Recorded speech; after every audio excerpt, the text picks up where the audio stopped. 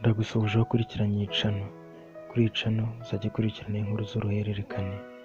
Nkaba ngusaba gukora subscribe, like and share.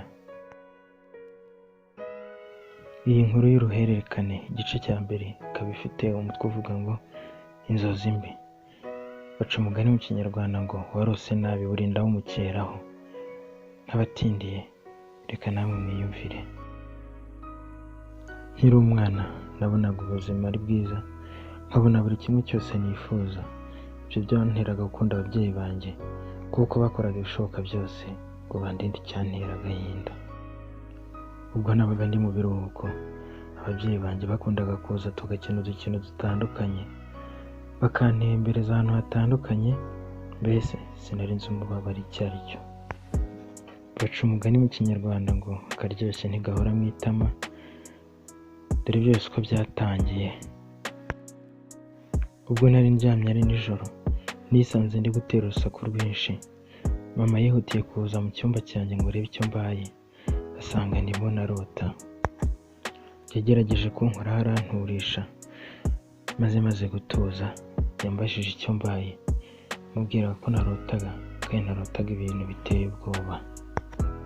Nakomeje mubwira ko ndose twatewe ndetse asanga ababyeyi banjye bose bishwe. Yagerageje kumpumuriza ambwira ko ari iby'inzozi kandi bitabaho, Imana iturinze. Ariko nararyamye, umutima wanjye ntiwarara hamwe. Nakomeje kumva ntatekanye iryo joro kubw'ibyo nari narose, ndetse wenda bucya ntongeye gusinzira. Bwarakeye nditegura njya ku ishuri nk'ibisanzwe.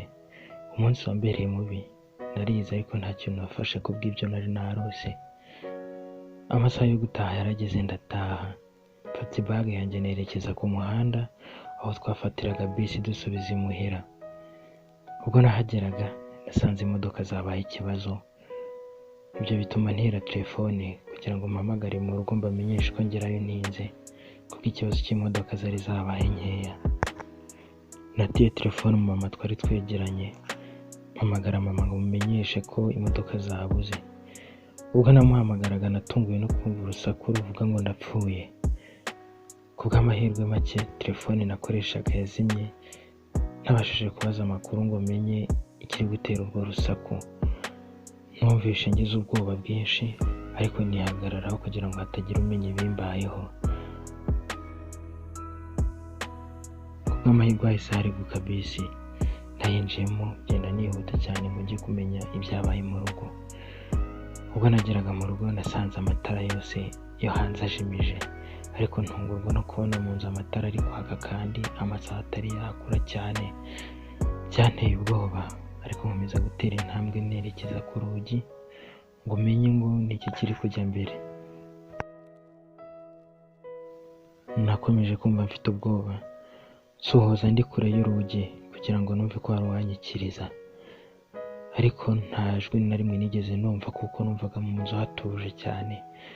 Amatara yo hanze yose yarajimije ariko mu nzu harakaga. Nihagazeho ntera intambwe nerekeza ku rugi. Naje gusanga urugi rukinguye ariko nahamagara sinumva umuntu unyitaba. Nakomeje ntera intambwe nerekera mu nzu. Nkimara kugeramo numvise ijwi rimbwira ngo ni inkingi zose n'amadirishya kugira ngo mbashe kurokora ubuzima bwanjye. Sinabitekerejeho kabiri kubera ubwoba nari mfite. Nakinze inzugi vuba vuba, nkinga amadirishya vuba kugira ngo ndebe ko narokora ubuzima bwanjye. Ariko ibyakurikiyeho byabaye bibi kurushaho, kuko iryo jwi ryarongera rirambwira ngo mbese ko ukinze, uzi niba ndimo imbere cyangwa ndi inyuma. Nirukanse inzu yose nshaka aho nahungira ndabura kuko uwamvugishaga sinari nzi aho aherereye.